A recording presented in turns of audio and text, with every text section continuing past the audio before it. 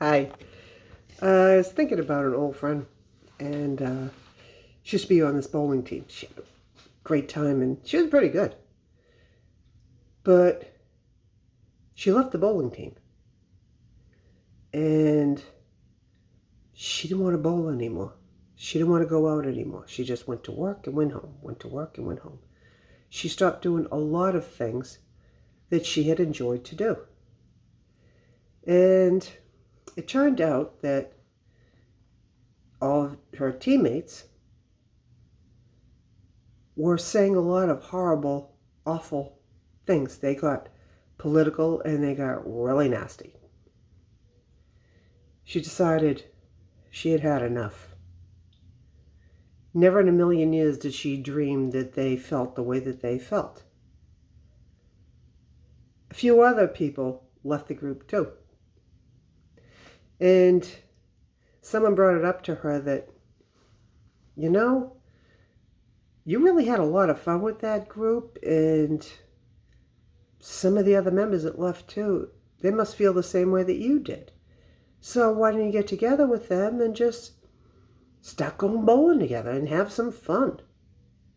Forget the team. Just go have some fun. Go, bowl and go out, have something to eat, and just hang around with people that probably feel the same way you did. And she did. And they were having a great time. They were all just being themselves. They had nothing to hide. They just had fun together. A few of the other members of that old group wanted to join them.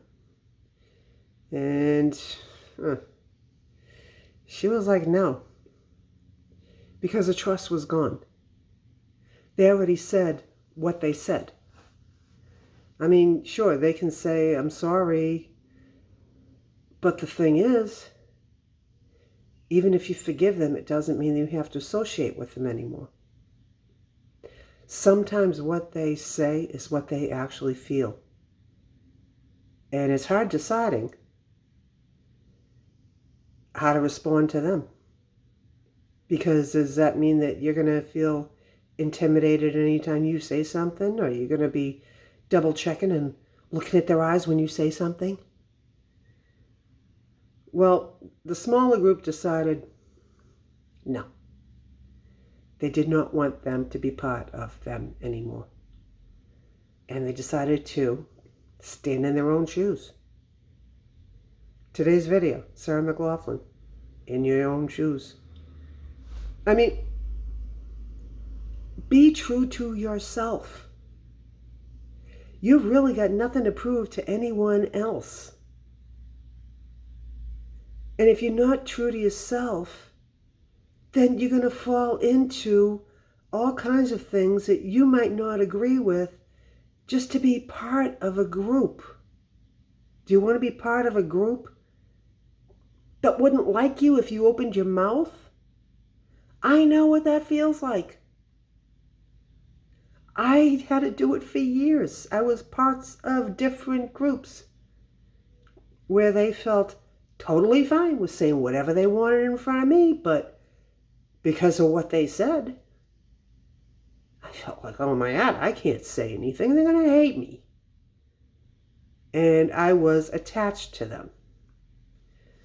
So I waited and I freed myself, and I was no longer attached to them anymore. And then I could say whatever I thought, believe whatever I thought, stand on my own 2 feet, and be true to myself.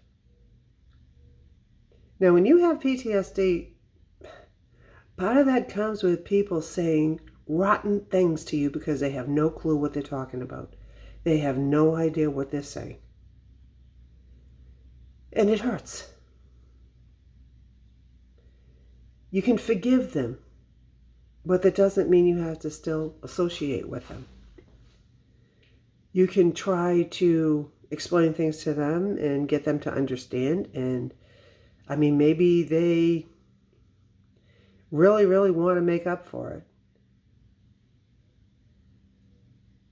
But you have to decide what's the potential.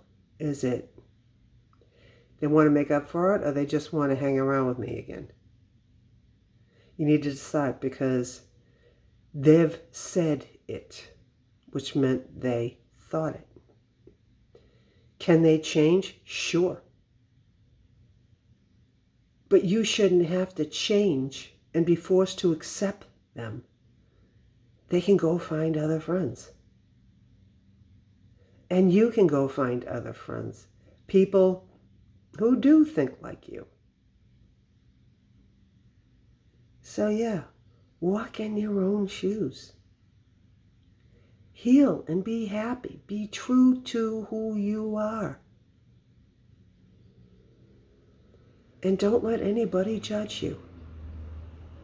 Chances are you've been judging yourself hard enough as it is. It's time for you to stop judging yourself too. Get on the road to healing. And then, yes, take the you have always been along for the ride. Enjoy the video, and remember, it's your life. Get in and drive it. See you next time.